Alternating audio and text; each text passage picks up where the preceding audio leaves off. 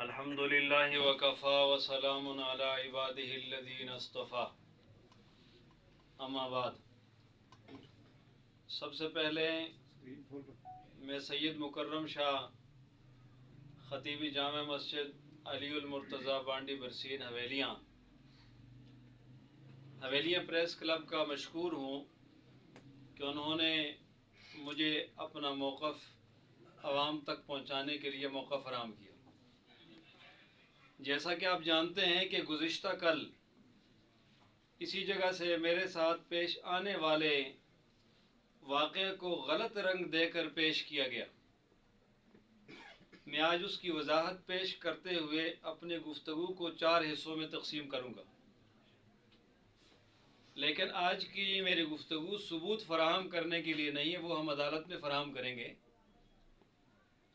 इस गुफ्तगू का पहला हिस्सा हमारे इंतहाई मोहतरम काजी मोहम्मद अजहर एडवोकेट साहब के हवाले से, और मैं उन्हें मुखातब करके कुछ बातें कहना चाहता हूँ कि मोहतरम काजी अजहर एडवोकेट साहब, मैं आपको ये बावर कराना चाहता हूँ कि मैं जहाँ हर नमाज के बाद अपने बुज़ुर्गों के लिए दुआ करता हूँ, वहाँ मर्द दरवेश काजी आसिफ मरहूम को भी कभी नहीं भूलता। अगर आज काजी आसिफ मौजूद होते तो नौबत यहाँ तक न पहुँचती। अफसोस कि आप में से आज कोई काजी आसिफ नहीं रहा। मोहतरम काजी साहब, आप स्याह को सफ़ेद और सफ़ेद को स्याह बनाने में माशाअल्लाह बहुत खूब हुनर रखते हैं। बेशक दफ़ा 182 आप लगवा सकते हैं, लेकिन सिर्फ एक परदेसी इमाम मस्जिद और औलाद रसूल पर किसी और पर नहीं लगा सकते,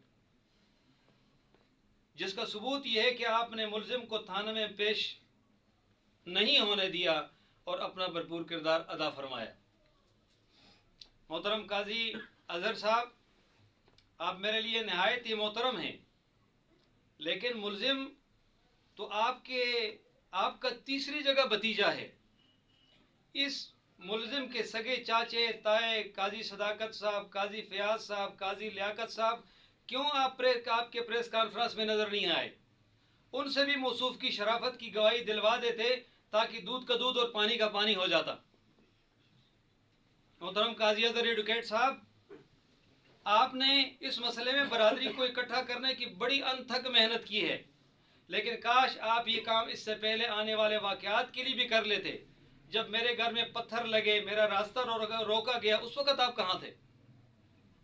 मोहतरम काजी साहब, आपने अपने बड़े भाई काजी अताउर रहमान लाला के बयान और मौक़िफ़ को क्यों पसे पर्दा डाल दिया, जबकि वो तनाज़ा के तमाम मराहिल से बराह रास्त गवाह और जरगोई भी थे? आप उनका बयान मीडिया पे ले आते ताकि लग पता जाता सबको।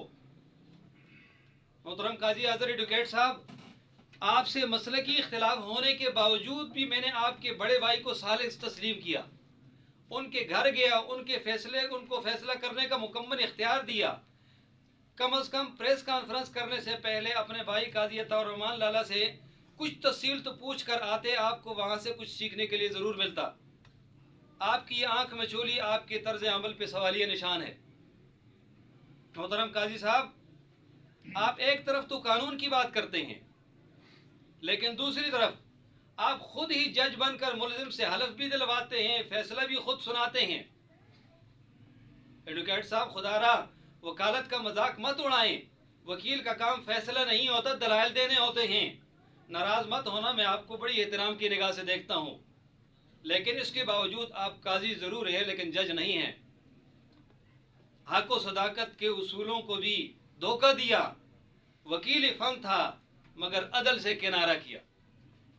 मेरे इस गुफ्तगू का दूसरा हिस्सा मेरे पड़ोसी और मेरे बरखुरदार मेरे भाई काजी आतिफ के हवाले से। मेरे बरखुरदार, मैं इनको मुखातब करके चंद बातें कहना चाहता हूँ कि भाई काजी आतिफ साहब, मैंने आपके भाईजान काजी यासर साहब की शरारतों से तंग आकर, परेशान होकर, मजबूर होकर, आपकी वालिदा बीमार है, अल्लाह उनको सेहत कामिला नसीब फरमाए, मेरी भी माँ है। मैंने आपके भाई के तंग होकर आपके भाई से मकान को ख़रीदने की ऑफ़र की थी कि भाई ख़रीद लो मुझसे, इसलिए कि मैं तंग हो गया हूँ आपके यहाँ। आपने मेरी शराफत और आला ज़र्फ़ी को मेरी बुज़दिली समझी, लेकिन भाई ऐसा नहीं है। काजी आतिफ साहब, आपके वालिद मरहूम ने मुझे 3 मरला जगह दी थी। मैं उनके लिए इस मोहब्बत पर दुआगो ज़रूर हूँ, लेकिन मैंने भी उनको 24,000 रुपये दिए थे। अलबत्ता गलती की कि एतमाद और मोहब्बत की ताल्लुक़ की वजह से तहरीर कुछ भी नहीं लिख सका। मैं अपने इस गुनाह पर रोज़ाना बवक्त तहज्जुद अल्लाह से मुआफ़ी मांगता हूँ। मोहतरम मेरे भाई काजी आतिफ साहब, आपने हाफिज उमैर साहब सेक्रेटरी का हवाला दिया था, तो ये उन दिनों की बात है जब आपके बड़े भाई काजी यासर ने एक मरतबा गुलफशानी की थी, गालियाँ दी थी, और फिर रजब खान मसूफ जो ये मेरे पास बैठे हुए हैं, इन्होंने उनको बुलाया तो आपके भाई ने कहा, खान जी मेरे ज़बान को काट दो आइंदा के लिए, अगर शाह साहब को बुरा भला कहा मैंने। इसी तनाजुर में हाफिज उमैर ने मेरी परेशानी को देखकर आपसे बात की थी कि भाई अगर इतना तंग करते हो तो मकान ले लो, उस बेचारे की जान छोड़ दो। भाई काजी आतिफ साहब, आपने अपने वालिद मोहतरम के हवाले से एक बात बताई, लेकिन शायद आपके मालूमात बड़े महदूद हैं। आपने कहा कि वो हर माह शाह साहब को ज़ाती खर्च के लिए कुछ न कुछ दिया करते थे। ये बात कतआन झूठ है, ना बिल्कुल दुरुस्त नहीं है।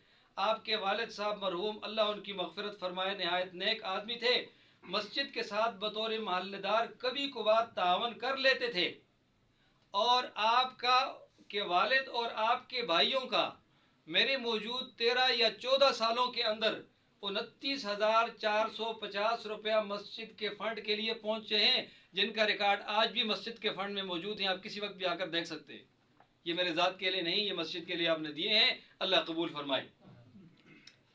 मोहतरम मेरे भाई आतिफ साहब, आपने इस तरफ तवज्जो करनी चाहिए थी। आप बराए करम अपना रिकॉर्ड और किबला दोनों दुरुस्त रखिएगा। काजी आतिफ साहब, आपने मुझे कहा कि आपका रास्ता कोई नहीं, आसमान से गुजरो या ज़मीन के अंदर से गुजरो, अपना रास्ते का बंदोबस्त करो। लेकिन मस्जिद में आप इस बात से मुकर गए। आपने कहा मैंने तो बिल्कुल नहीं कहा। ये झूठ नहीं तो और क्या है? इस हिकमत अमली को आप क्या नाम देंगे? इसी तरह आपने मस्जिद में एक और बात भी कही जिसे मैं बयान करना हया के खिलाफ समझता हूँ, ज़बान पे नहीं लाना चाहता।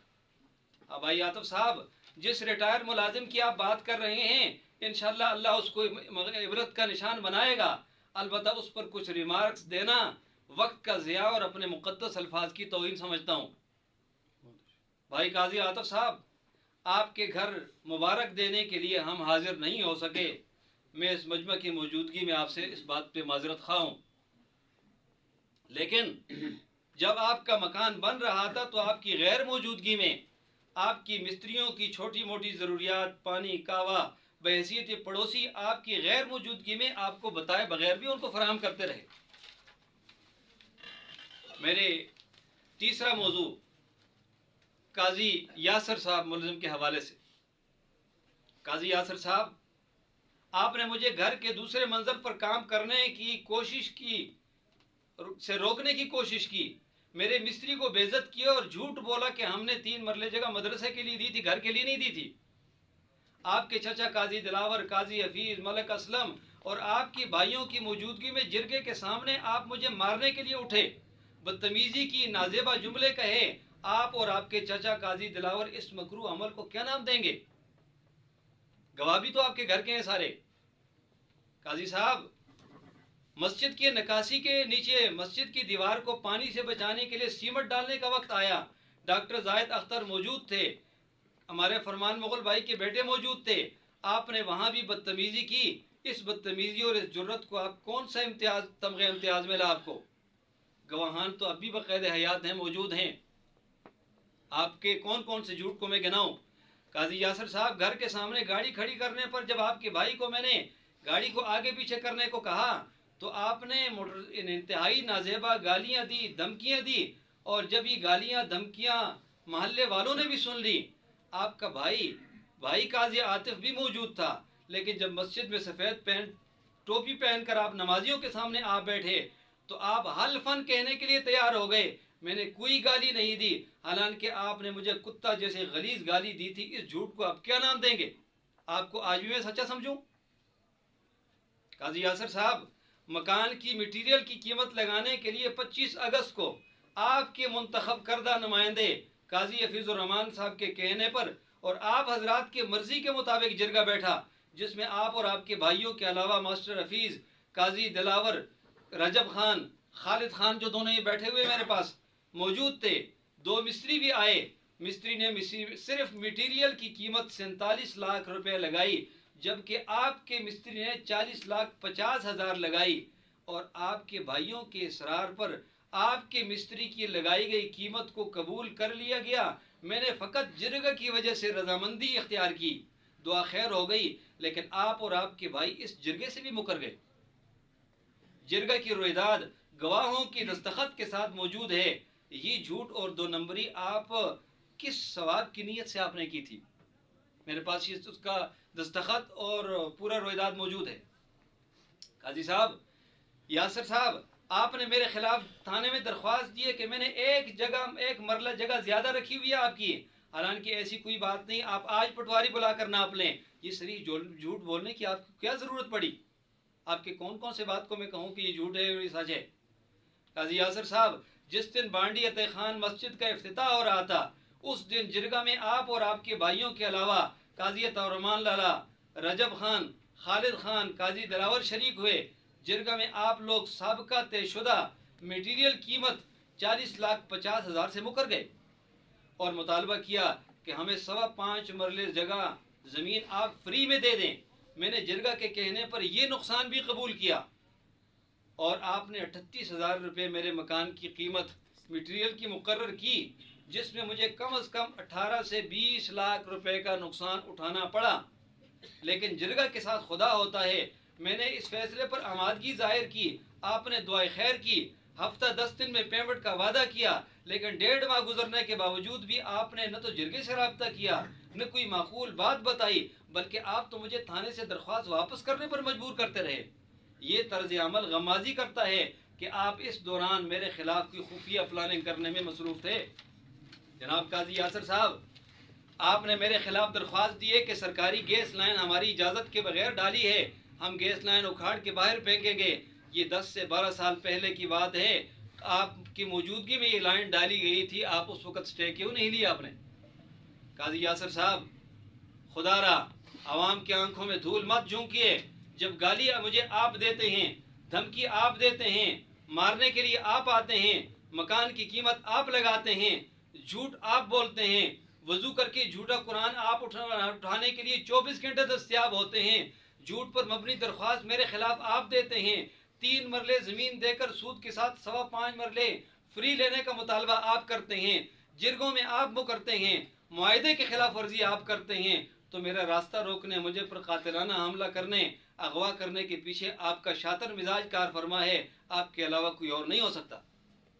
जनाब काजी यासर साहब, जिस दिन मेरे साथ ये वकूआ हुआ, हमारी रिपोर्ट तो 2 घंटे बाद कहीं दर्ज हुई। आप कहते हैं मुझे आधे घंटे बाद पता लग गया। आपको कैसे पता लगा? मेरे पास तो मोबाइल भी नहीं था, आपको कैसे इल्म हुआ? यासर साहब, दुनिया जानती है कि दुनिया में हर नौ सरबाज और मुजरिम अपने स्याह कारनामे छुपाने के लिए हलफ भी उठाता है, तलाके भी देता है। ऐसे लोगों से मुआशरा भरा हुआ पड़ा है।